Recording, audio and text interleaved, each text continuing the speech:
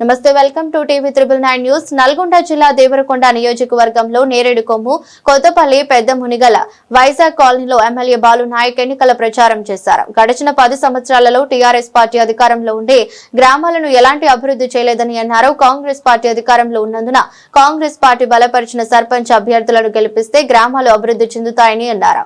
Congress party కార్యకర్తలందరూ party బలపరిచిన సర్పంచ్ అభ్యర్థులను గెలిపించవలసిందిగా ఆయన కోరారు. అక్క చెల్లెల కన్నదమ్ములందరి కూడా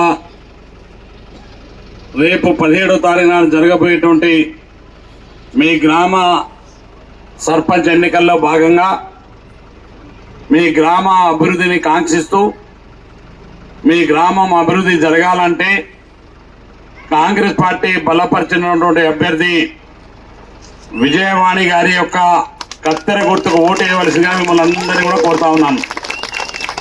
వారితో పాటుగానే వివిధ వార్డులో నిలబడ్డటువంటి వార్డు సభ్యులందరికీ వారి వారి గుర్తుపైన ఓటేసి వాళ్ళందరినీ గెలిపించవలసిందిగా మిమ్మల్ని అందరినీ కూడా మరొకసారి నా హృదయపూర్వమైన మనవి చేస్తా ఉన్నాను. పెద్ద మునిగల గ్రామం అంటే మా భక్తుడు చెప్పినట్టు, లేకపోతే మా యువదనన్న చెప్పినట్టు, ఈ గ్రామంలో నడి సెంటర్లో ఈ అంబేద్కర్ గార్డెన్ నిలబడదాం. నేను 2009 నుంచి 2014 వరకు ఎమ్మెల్యే ఉన్నా. తర్వాత ఒక 5 సంవత్సరాలు జిల్లా పరిషత్ చైర్మన్ ఉన్నా. మళ్ళీ ఈ 2 సంవత్సరాల నుంచి ఇప్పటివరకు ఎమ్మెల్యే ఉన్నా. మీ ఆశీర్వాదంతో మీరు గెలిపించిన తర్వాత ఈ గ్రామానికి ఈ 2 సార్లు నేను చేసిన పనులు ఏమున్నాయి, వాళ్ళు చేసిన పనులు ఏమో వాళ్ళ నాయకుని వచ్చి చెప్పాను. నాకేం అభ్యంతరం లేదు. ఇదే సెంటర్లో నిలబడదాం. ఈ సెంటర్లో నిలబెట్టి 10 సంవత్సరాలు ఏకతాడిగా 15 సంవత్సరాలు వాళ్ళు పనిచేసినారు. 10 సంవత్సరాల అధికారంలో ఉన్నారు. పెద్ద మునిగల గ్రామానికి వారు ఏం చేసినారు లేదు. నేను అయిన సందర్భంలో నేను ఏమేం చేసినో అన్ని డేటాతో సహా ఇగోనడి అని చెప్తారు మీకు. అందుకనే ఇవాళ ఎన్నికల కోసం ఓట్ల కోసం వచ్చేటువంటి వాళ్ళు వాస్తవంగా ఈ గ్రామ అభివృద్ధి కొరకు యుగేందర్ రెడ్డి గారు చాలా మంది అనుకుంటారు. వారికి నిజంగా రాజకీయాలు అవసరం కూడా లేదు. రాజకీయాలు ఇప్పుడైనా అవసరం లేకున్నా ఆనాడైనా నా బలవంతం మీదనే ఆయన రాజకీయాలకు వచ్చిండు.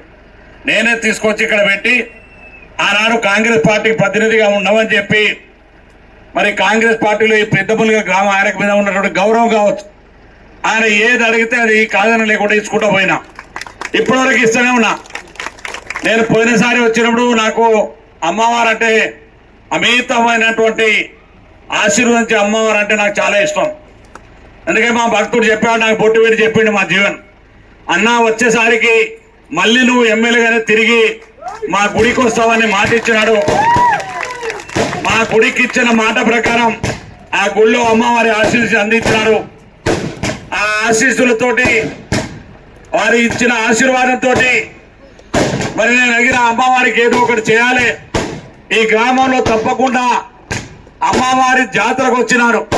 నేను ఎమ్మెల్యే కాకముందు నుంచి రాజనాయక సార్ ఎమ్మెల్యే కాడ నుంచి వస్తా ఉన్నా. ఈ గ్రామాలకు వచ్చేటి సందర్భంలో జాతర నాడు ఈ ట్రాఫిక్ వస్తే పాపం ఆడవాళ్ళు, మొగలు, పిల్లలు, బండ్లు అన్ని ఇరుక్కుపోయి ఉంటాయి రోడ్డు మీద. మొత్తం పోలీసు పెట్టినా నడపలేని పరిస్థితి ఉన్నాయి.